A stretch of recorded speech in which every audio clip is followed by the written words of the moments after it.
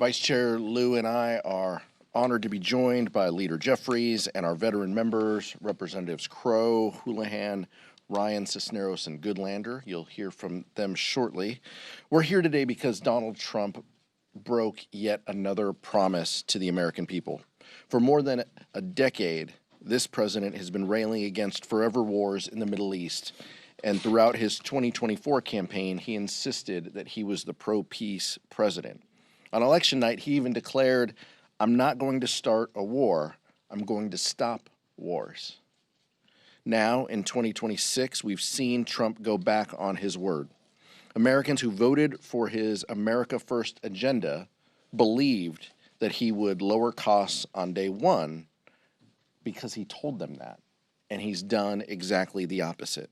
Instead of lowering costs here at home, we're spending billions of taxpayer dollars on a new war and putting resources into the United States to brutalize U.S. citizens. Instead of making America healthy again, he's ripping away health care that families need most. And instead of improving lives of hardworking Americans, he's giving tax breaks to billionaires and corporations who don't need them. Unfortunately, this last broken promise is a reckless war with Iran and has already claimed the lives of 6 brave American service members. And in Trump's 2 a.m. True Social post, he said there will likely be more American lives lost in this operation. Yet he still won't explain to the American people why he started this war. That's why it's critical that we pass a war powers resolution to limit more military action in the Middle East that puts our heroes in harm's way.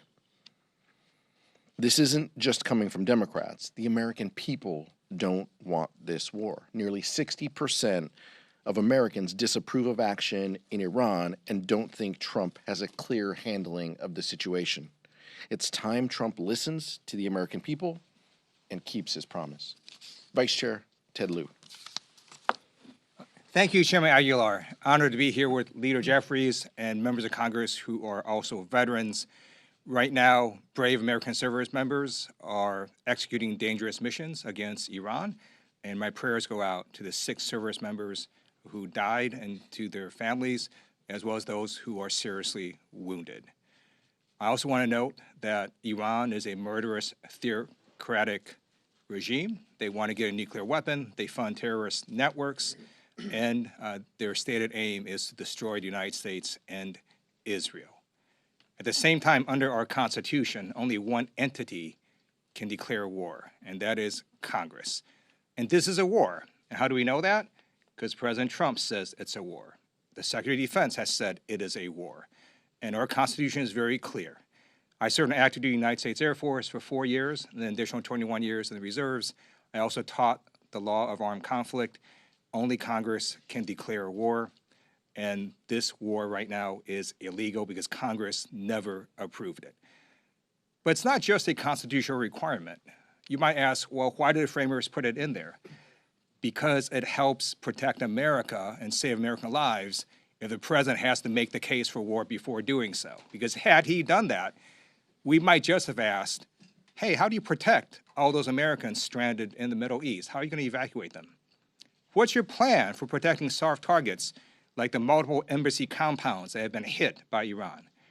How are you going to protect our bases? 11 U.S. bases have now been hit by Iran. How are you going to make sure we have enough munitions to finish this war, instead of calling in defense contractors at last minute, pleading with them to magically come up with more munitions? Had the president made the case before Congress, we could have asked those questions. But he disrespected the American people and disrespected Congress by not even trying to make the case for the war with Iran. And that is why I'm going to be voting yes on this war powers resolution to terminate the war with Iran. And then what needs to happen is the administration has to make the case for war, bring back an authorization for the use of military force, and have Congress vote on it. It is now my great honor to introduce the phenomenal leader of the Democratic Caucus and the man who will be Speaker of the House next year, Hakeem Jeffries. Good morning, everyone. Let me thank Chairman Aguilar and Vice Chair Lieu for their incredible leadership of the House Democratic Caucus, the districts that they represent, and of course the nation, and for convening us here today. I'm particularly thankful to be joined, of course, by those who have served our country in uniform, as Ted has done. Of course, Jason and Chrissy and Gil and Pat and Maggie, who were patriots serving this country in different ways, in the military, in the national security space, and are now patriotically standing up for the American people, for our men and women in uniform, and for the Constitution. That's our commitment as House Democrats. Donald Trump has continued to break his word to the American people. Candidate Trump promised to lower the high cost of living on day one. President Trump enacted tariffs that have increased costs on everyday Americans by thousands of dollars per year. Candidate Trump promised that immigration enforcement would be focused on violent criminals who are here illegally. President Trump has unleashed untrained and masked ICE agents to brutalize and kill American citizens and to violently target law-abiding immigrant families. Candidate Trump said that it was foolish to get the country involved in endless foreign forever wars. President Trump, without authorization and inconsistent with the Constitution, has now plunged America into what he characterized yesterday could be an endless war that has already tragically cost the lives of 6 patriotic service members. And we mourn for them, and we're praying for their families, as well as all of those service members who are still struggling to deal with serious injuries as a result of what has taken place in the Middle East. The president has a responsibility to make the case to the American people as to the justification for this war, but has provided no evidence that there was an imminent threat to the American people here or abroad. It's the president who said just several months ago, in June of last year, that Iran's nuclear program had been completely and totally obliterated. That's the president's words. Did he lie to us then, or is he lying now that he's claiming that Iran was acquiring the possibility of being able to threaten us with nuclear weapons? A nuclear program he had claimed was completely and totally obliterated. The president has indicated that he's interested in regime change, but we know that regime change wars have never worked out for the American people and have cost thousands of lives of our patriotic heroes in uniform. That was the case in Vietnam, in Iraq, and in Afghanistan. So I'm thankful for the leadership of the chair, the vice chair, and these distinguished members of Congress, patriots who are standing up for the American people, standing up for our brave servicemen and women in uniform, and standing up for the Constitution.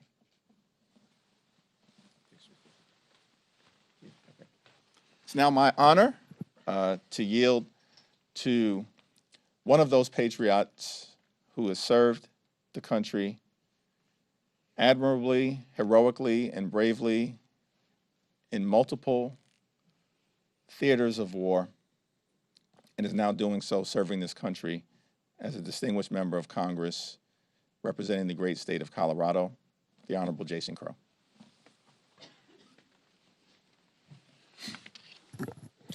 Thank you, Leader Jeffries, Chairman Aguilar, Vice Chairman Liu, and my fellow veterans. After trillions of dollars, thousands of American lives, decades of endless conflict, my entire adult life, a quarter of a century of American war, here we go again.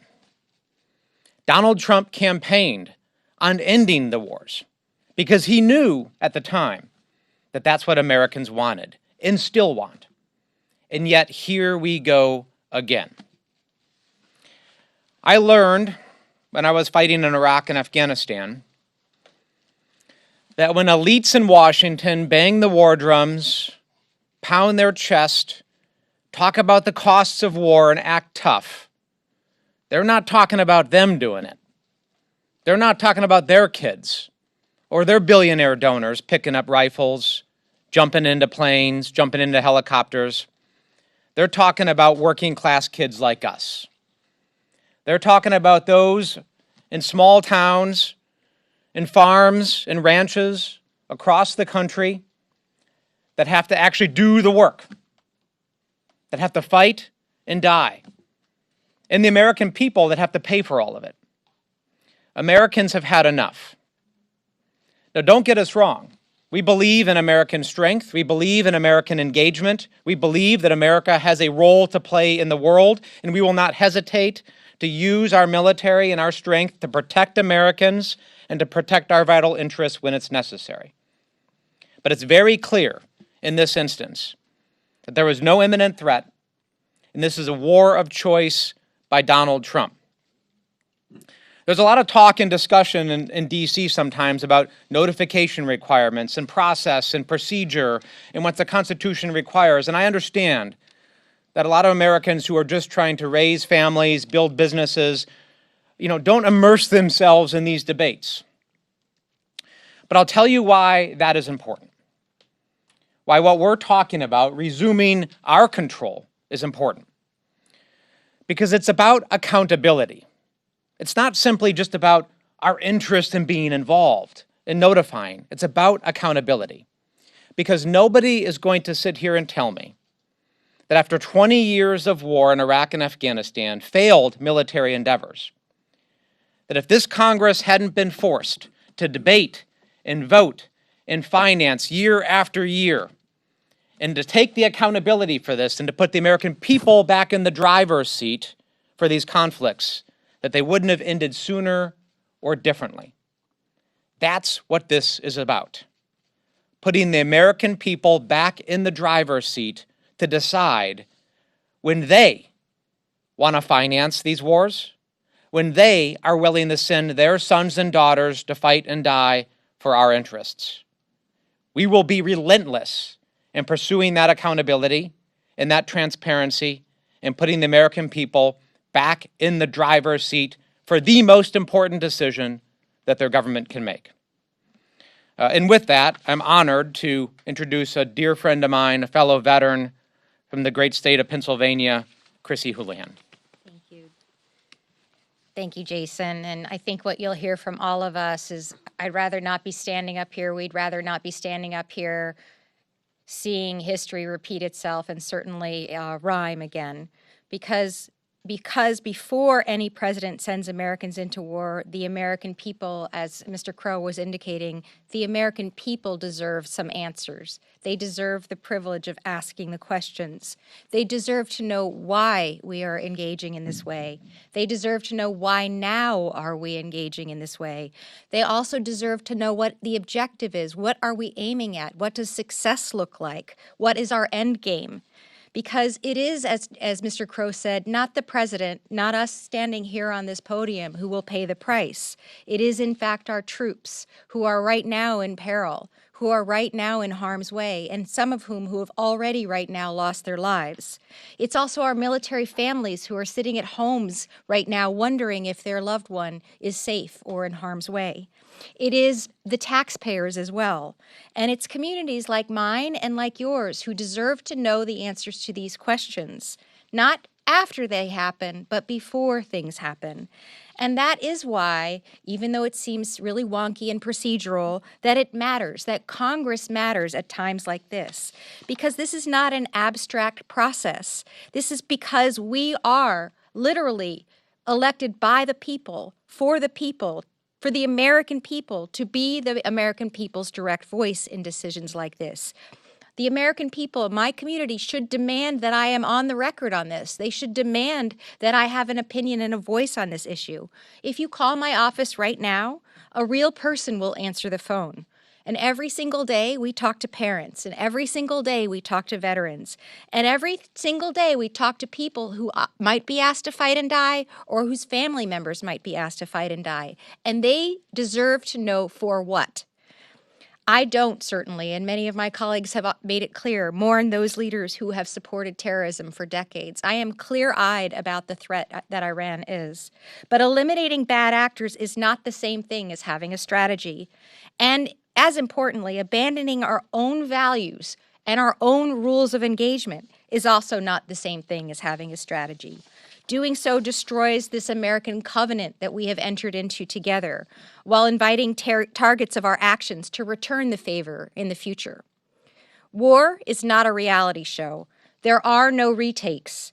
There are no stunt doubles in this case. There are only consequences, and those consequences are measured in American blood and treasure. Our service members deserve a mission that is worthy of their courage, and the American people deserve a say. And the President owes us all a clear plan. Thank you for the opportunity to speak with these amazing colleagues of mine. It's my privilege to yield to another amazing colleague of ours, Representative Pat Ryan from New York.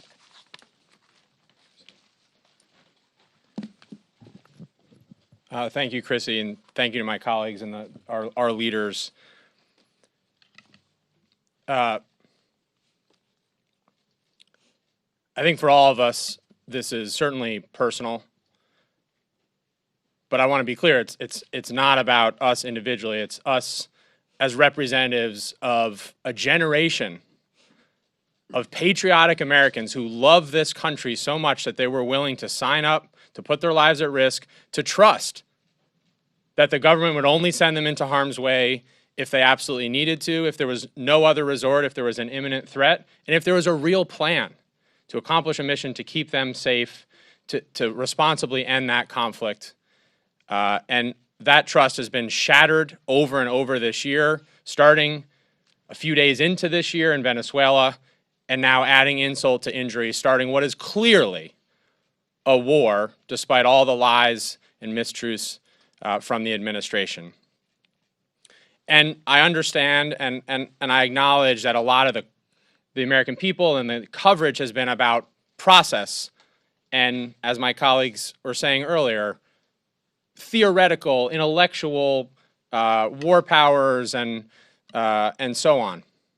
But we need to be very clear. This is not about process. It's foundational and fundamental. It's about people, the American people whose voices have been fully absent and fully disregarded and disrespected. In my district, which is one of the most purple in this country, when I talk to folks, especially this weekend, but for the last several years, there's two things that almost every American agrees on. We need our government to lower our costs, and we need our government to stop getting us into open-ended regime change wars, especially in the Middle East. Both of those, obviously, promises that the president explicitly ran on have been broken and is a straight-up betrayal of the people with no accountability so far. On the cost front, not only are we not investing in lowering costs for people on health care, lowering costs for people on housing and food and groceries and utilities, we're also raising the cost. I mean, the price of gas is already skyrocketing. We know the Iranian regime is deliberately focused on driving that up to hurt all of us and especially the American people. And I'm sure many have already seen there's already a tracker running. And if you haven't, I would point you to it, tallying minute by minute the multi-billion-dollar cost already to this illegal war and operation. So rather than lowering costs, costs are up and they're going to only go up. And again, rather than ending wars, the president has started two this year. And just very briefly, we're not even talking about Venezuela anymore because I know we've been overcome by all the chaos in abject failure. I mean, they replaced one dictator with another, and now Trump's talking about potentially doing the same to the degree he has any coherent plan in Iran. So we as Democrats, as patriots, are focused on lowering costs, stopping wars. That's what this vote is about tomorrow, and that should not be a partisan issue. And just the last thing on a personal note, if I hear one more chicken hawk who's never served a single day in uniform sitting in a gold-plated office in DC or in Mar-a-Lago or anywhere else try to talk tough, having never seen what war is about, I'm going to lose my mind. And we're going to hold them accountable. We're going to call out their BS every single time. And when we do that, the American people will certainly be with us, because that's where they wisely remain. And again, thank you for the opportunity, and thank you to my colleagues. It's now my honor to represent my Navy brother from California, Gil Cisneros. Thank you very much. Good morning, everybody. I'm Congressman Gil Cisneros, representing California's 31st District, and I'm glad to be here with my colleagues. I'm a Navy veteran, member of the House Armed Services Committee, former Undersecretary of Defense at the Pentagon, and I stand here today to condemn this Trump administration's reckless and unconstitutional military action in Iran. Saturday, our country woke up to the news that we are at war with Iran. The news came from the same president who campaigned on no more wars, and the same one who bombed Venezuela just 2 months ago, and just yesterday authorized action in Ecuador. Now, who knows what other country will be next? But despite what you may think, Donald Trump does not have the ability to declare war. Our military is not Trump's private army. Our national security and the safety of our service members overseas are not the president's to play with when he's in the mood for a conflict. These are real lives on the line. We have already lost 6 courageous service members in this unauthorized war, 6 families whose lives will be changed forever. My thoughts go out to those families and loved ones and the service members that we have lost. I've heard nothing from this administration that justifies engaging in conflict in the Middle East. Donald Trump doesn't care. He spoke for 5 minutes at a White House ceremony about the war before he started talking about the drapes he picked out. He continues to prove time and time again that he doesn't care about the safety of our families, of our citizens, our troops abroad, or anybody. America cannot afford another aimless and endless war because of the ego of one man. We must pass the bipartisan War Powers Resolution now to rein in Trump's deadly overreach for the safety and security of every American. Thank you. I now recognize my fellow Navy vet, Maggie Goodlander from New Hampshire. Well, I want to thank our caucus leadership and my colleagues for being here today. We're here because President Trump launched a war of choice, a war for which he has no clear reasons. It's a shifting set of rationales that are dizzying and insulting to every freedom-loving American. He did so with no clear plan or path to victory.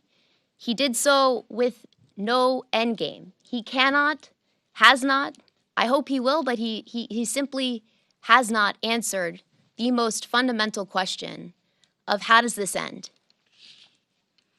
We're here today because we understand that war is hell.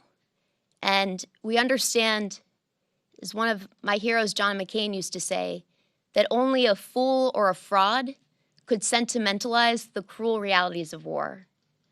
Well, only a fool or a fraud could forget who pays the price, who bears the costs of war.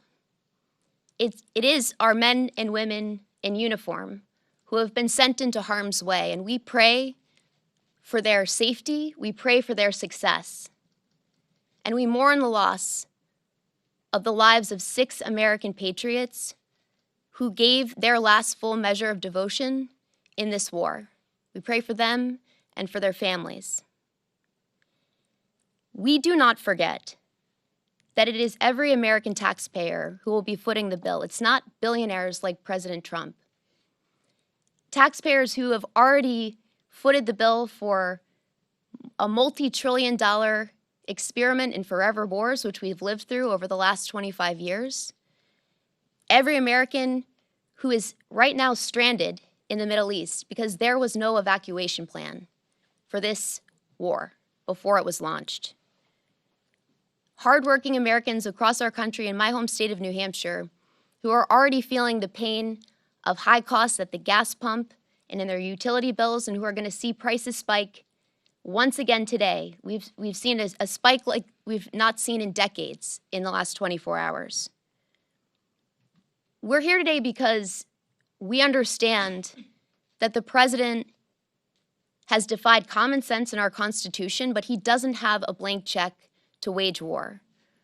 We will do our jobs, we will do our duty under the Constitution by voting in favor of this bipartisan War Powers Resolution, which will do a simple and critical thing. It will force the president to do his job, to come to the Congress. If he's got a plan, we all understand that the Iranian regime is a brutal and determined enemy of the United States, a regime that has blood of our fellow Americans on its hands. But if the president wants to take the country to war, he's going to have to come to the Congress and make his case. There are no blank checks. Anyone who served in uniform knows that you don't write a blank check to this president or any president. So we will do our duties, and I'm honored to be doing so alongside these patriots. So with that, I'll turn it back to the chairman. Thank you so much, Representative Goodlander. Questions? Thank you. I know we've talked about attendance a little bit throughout the year. I was just curious, with this vote coming up that clearly is a priority for you guys tomorrow, and some of your members being in, election season, how are you communicating to your members that it's important to get here, and are you expecting to have full attendance tomorrow? It's a question for Whip Clark, but what we have communicated to our caucus time and time again, we have telegraphed when these votes are going to happen, and our expectation is that members are here to vote on behalf of the American people and on behalf of their districts when these important votes come. So my expectation, I know that there were elections last night. I know there's elections in 2 weeks. Members need to be here to vote. This is a consequential and important vote, as these patriots behind me have indicated. It's too important not to be here. So my expectation and hope and belief is that members will be here. Michael. Thank you all for doing this. This week is a two-day work week for you all. Discussion to be in recess next week. So many of your members told me coming out of the briefing yesterday that they came out with more questions than they did going in. Can you just kind of speak to the context of going to your districts next week? I'm sure your constituents will have questions about what's going on and not having the answers that a lot of you all were looking for, but also just not being here to continue to have this debate, in Washington, to continue to, ask Republican colleagues to join you in holding the administration accountable. Can you just speak about kind of the schedule as this is occurring right now? Look, if this was a priority, if Republicans cared about genuine oversight or just merely asking questions of the administration, we would do more classified briefings, and we would cancel recess and be here debating and discussing this. Members behind me are on committees from Judiciary to Armed Services to Intel. These are important positions right now in this time, in this moment, with these votes in front of us, and with our country on this war footing by the president's own words. So it's important that we're here to exercise our ability to ask these questions. We're in the minority. We don't set the schedule. But if Speaker Johnson was serious about asking tough questions and not just giving the president a blank check for these operations, he would keep us here, and every member behind me would be here as well. I'll yield to the vice chair and then Chrissy. Chairman Aguilar is absolutely right. We should be here to ask the questions of administration, but it's not just that the administration isn't answering questions; they're just lying. So we know that the rationales for why they entered this war keep shifting. It was about nuclear weapons, then it was about regime change, then it was about threat reduction, then it was about preventing a preemptive attack, then it was back to regime change, and that was all on a Sunday. And then the next day, on Monday, Secretary of Defense says, no, this is not about regime change. And so we don't really know why we're at war with Iran. And the administration needs to make their firmer case for war, put an authorization for use of military force for Congress to vote on, but they can't just launch us into a war without any rationale. And again, that's why we're standing here saying we're going to vote yes on this war powers resolution to terminate hostilities with Iran until the administration makes their case. I want to add to that because you probably recall that I have had my fair share of words with our Speaker, the Speaker of the House, who is the Speaker for the entire House. And I have a certain amount, not even a certain amount, an enormous amount of disdain for him at this point in time because it's his responsibility to bring us into Congress, to make us be able to be here, to be able to have votes, to be able to have conversations. And he has abdicated that responsibility, unfortunately, on behalf of all of us. And that also trickles down, evidently, to the chairman of different committees that you mentioned. Intelligence has been completely MIA. Chairman Crawford has declined and denied and canceled meeting after meeting after meeting in the Intelligence Committee and hasn't asked for the information that must be available, or at least should be available to Intelligence Committee members. Similarly, with the Foreign Affairs Committee, Chairman Mast is an embarrassment, I have to be honest. The fact that he has canceled Foreign Affairs Committee hearing meetings as well is another indication that they are completely abdicating their responsibility, the constitutional obligation of the Congress, and as a result are anointing or appointing President Trump as a king. Nick. I want to ask about DHS funding. Republican leaders were up here a second ago talking about the risks that the DHS shutdown poses the longer this war goes on. Are Democrats going to oppose DHS funding as this conflict continues? Yeah, we'll continue to oppose this terrible homeland bill because they're trying to use ICE and CBP money against U.S. citizens. They've already killed 2. Their policies are the problem. But keep in mind, and this is just the height of politics, and I realize what the speaker and his leadership team are trying to do. If they were serious about threats and our homeland, why would they try to cut CISA, cybersecurity, 50%, which Democrats stood up for, as saved those cuts from happening in our funding process. So these are folks who are not serious, but these agencies still have the resources to exist. They made sure of that with H.R. 1, including $75 billion additionally for ICE. They can live off of that. But I personally am a supporter of Rosa DeLauro's bill and plan that would, create kind of a check on DHS, slide off ICE and CBP. Let us continue to discuss, debate, and even argue about those while greenlighting funding for FEMA, TSA, CISA, Secret Service, and other agencies that are affected within DHS. The Speaker controls the ability. He can put that bill up now, and I would all but guarantee that bill would pass. He's choosing not to do that. He is choosing to engage in this fake fight to try to make a point and using war as a reason to try to score political points because they know the American people are not with them on DHS funding, not with them on weaponizing ICE, and not with them on this war that the president has led us to. Representative Crow. I want to underscore the tremendous risk that this administration and congressional Republicans have put the American people in right now. At a time where the terrorist risk against the United States and against Americans, both at home and abroad, has just shot through the roof. Unbelievable levels of risk against Americans now as a result of terrorism and cyber risks. At the same time that has happened, they have taken vast quantities of our FBI agents, of our Homeland Security investigation agents, and others with the expertise and the mandate to conduct counterterrorism investigations and operations and cyber operations, and they have shifted those folks to their ill-conceived immigration policies. So we are calling on them immediately to pull those personnel off of their ill-conceived immigration policies that are brutalizing and terrorizing the American people and put them back on counterterrorism and cyber operations. Right? They put a recent college graduate with zero experience in cyber operations in charge of one of our nation's most important cyber entities. It's madness, and it's putting the American people at great risk. We call on them now to fix it and to do what's necessary to protect the American people. Thank you. The Department of Homeland Security has taken this money and used it to send anonymous mass federal agents to terrorize communities.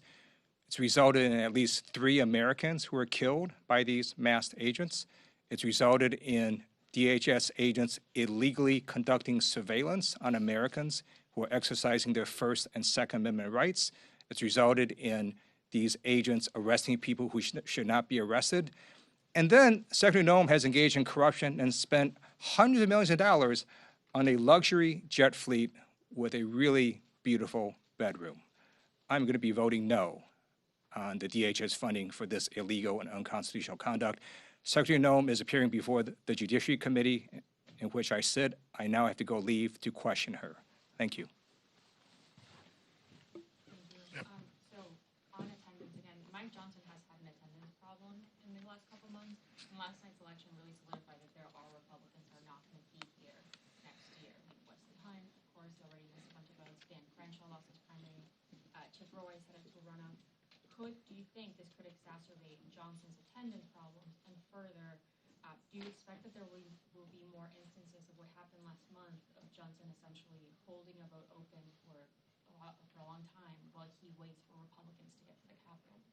There's a lot of jobs I don't want in this town, and Republican whip is definitely, pretty high on that list. So I can't speak to that. But look, that's what I would expect, is that they're going to hold votes open, fly people back, beg them to come back and vote, or just cancel votes. And that gets back to, what Representative Houlihan was talking about, just abdicating the responsibilities here and just saying, oh, well, we won't vote on that, we won't deal with that, or maybe we'll push that to tomorrow, and then tomorrow we'll push it to next week. That's what this, chaos is exactly, the card that Mike Johnson plays time and time again, and it's because his folks don't care about governing.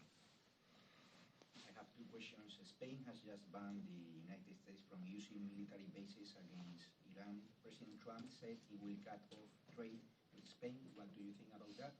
And the other question is, the President Obama, he bombed more countries than President Trump. Did you protest for these wars? Nearly 2,000 US military were killed in the Libya war. For example, Obama didn't ask Congress for authorization. What do you think about that? Yeah, I think these are different. I think these are different conflicts than. But look, what I would remind you is, we were briefed yesterday by Marco Rubio, who screamed to the top of his lungs when he was senator about, the importance of Congress playing a role in these authorizations. It's interesting that his tune changes with respect to. Spain, we'll continue to get briefings. These members behind me get military briefings. As a defense appropriator, I'll continue to get briefings.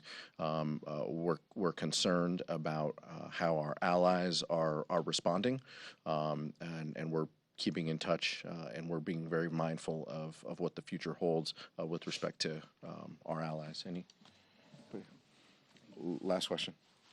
Yep, some Democrats are sponsoring an alternate war powers resolution. Are you concerned at all that will siphon votes away from the resolution? No, I think that this resolution will have the vast majority of Democrats supporting it. I'm aware of the competing authorization that members have. Members some will take a different nuanced position on this, but I'm convinced that this is where the Democratic majority is. I'll just remind you what we've said before from this podium. The importance of us having collaboration and thought and disagreements and debates, even among our caucus, is important. Unity doesn't mean unanimity. And that doesn't mean that we will all get to the same position, but we can still be united in standing firm that Congress has an ability within Article 1, Section 8 of the Constitution. This is our role. and members on different sides of the War Powers resolutions all feel that the Constitution matters and that we have an ability to say, to dictate what that looks like. Thank you.